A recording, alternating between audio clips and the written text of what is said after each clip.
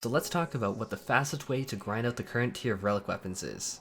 So before you get started, you must have the Bozjan Southern Front unlocked and be able to access scan ghosts throughout the Doman Enclave Aetheryte network.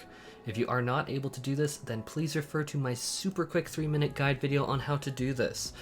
So once you have access to Gangnos and the Bozjan Southern Front, there's going to be a very good boy named Zlatan who is going to be the go-to NPC for everything related to the relic weapon.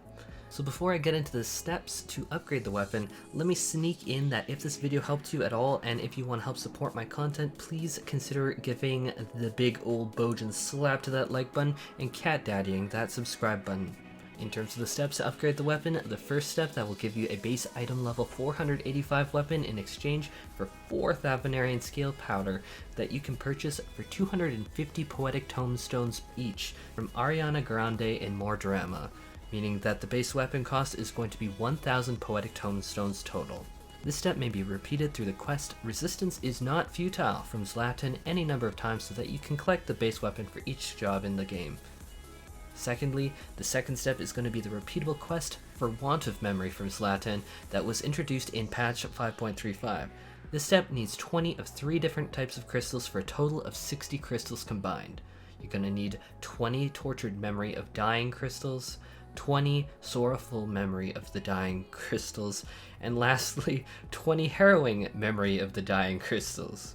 For brevity's sake, I'm just going to call these Tortures, fitting, Sorrows, fitting, and Harrowings, fitting again from now on.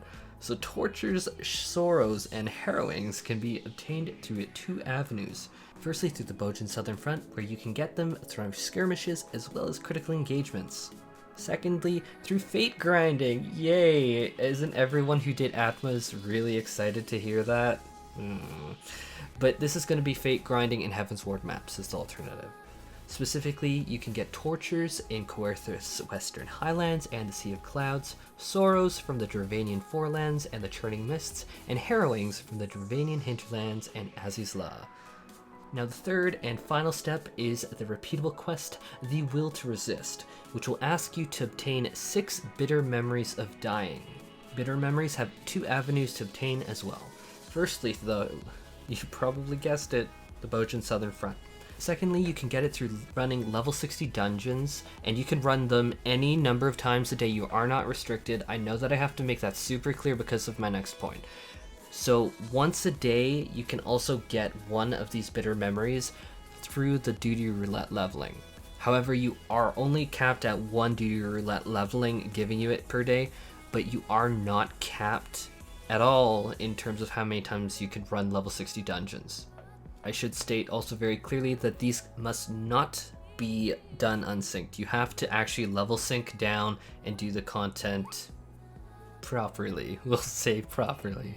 So don't expect that you can just burn through them like you can for like the Heaven's Ward Relic right now. But that's boring. That's just route information. That's stuff that is not going to be super helpful to help you figure out what is the best way to do it.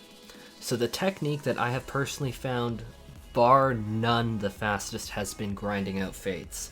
I don't have an exact quantified number difference, but I can say that the difference felt pretty staggeringly huge to me. Like, I'm talking like it felt probably 4 to 5 times faster. I don't know if it actually quantitatively is 4 to 5 times faster, but it felt very consistent and very quick to me. So the trick to this is that fates are going to award their particular memory crystal 100% of the time if you get gold ranking on the fate, meaning that you only need to do 60 fates per weapon, and so 1 fate, 1 crystal. The best locations that I personally find for grinding these are Tortures from the Sea of Clouds, Sorrows from the Churning Mists, and thirdly, for Harrowings, go to the Dravanian Hinterlands. Now, without getting too into the nitty-gritty theory crafting and details, level sync on Fates makes it so that you can have at most 4 levels above the Fates level. The Fate mobs might be different levels, such as some of the Fates that I know that I was level synced to like 60 were like level 54, so don't look at that, look at the level of the Fate.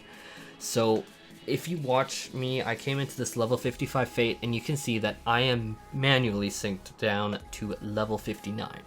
So if you aim for level 56 or higher fates, you're going to get a very significant boost in power since you are level synced to at most level 60. which is a significantly higher bar of power than even 59, because 60 was a break-off point where we had all of the gear scaling going on for the Heavensward expansion. Now if you get a level 57 Fate, you'll get synced down to level 61, other than Blue Mage, which is clearly capped as itself at level 60, which, talking about level 61, this didn't exist in Heavensward. The content wasn't planned for this level of power, and so you're literally bringing in stats that are vastly going to overpower the content if you are level 61. So as a general rule of thumb, I have selected these particular maps as my suggestions because the Sea of Clouds has a hilariously larger number of high-level fates, which will let you break the level 60 cap quite consistently compared to the Northern Western Highlands. Specifically for Sea of Clouds, stick to the north part of the map. Pretend that the south part of the map doesn't exist. In terms of the Churning Mist versus the Dravanian Hinterlands, this might be a little bit controversial, because while the Dravanian Hinterlands does have higher level fates, they are significantly fewer than the Churning Mist, so the Churning Mist you're going to consistently be getting much higher level fates. Now in terms of Azizla versus the Dravanian Hinterlands, both of them are extremely high level and let you break the cap easily. But the problem with Azizla is that it is Azizla. This big giant map kind of has fates to the far sides, which is terrible to try and traverse. And I'm not saying the Dravanian Hinterlands is easy. In fact, it could do with having even just one Aetheryte spot, which it doesn't even have one. But I've always found the Hinterlands just easier to traverse than Azizla by far. So now let's talk about the last step, which is the Bitter Memories of Dying. I found that the fastest time to get Bitter Memories of Dying was through blowing through specifically the two dungeons of St. Morcian's Arbitorium and the Antitower. These dungeons should go for roughly 9 to 10 minutes per clear if you queue in as a healer and DPS effectively, or if you have a very good healer. But otherwise, it might take a little bit longer. So what I'm going to end this video on is just me clearing some common misconceptions.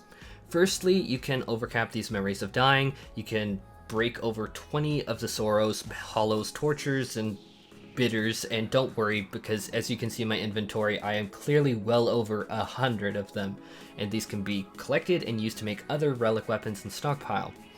Secondly, you can do them on any job in the game, including Blue Mage, which is what you will see in my footage. But the problem here is that you should have the quest active, so if you don't have it active, talk to the good boy Zlatan in Gangnos and get those quests. Thirdly, there is no distinction between memories obtained from the bozjan Southern Front or outside of it. They stacked quite nicely for me, in fact. Finally, one last note is that you can also stockpile Thavenarian scale powder, and I know that this might seem random because it's just like that's the earlier part of it, but I have heard a lot of people worried about not having a poetic dump. Meanwhile, they haven't actually bought much scale powder, and so if you're looking to do multiple relic weapons, I do highly suggest stockpile on the scale powder. As you can see in my mess of an inventory, tons of that there. Anyhow, that is all for this video, and if this video helped you and you want to help support my content, please consider giving me a big ol' bozjan slap to that like button and cat daddying that subscribe button. Hope to catch you in the next one, and have a fantastic time relic hunting.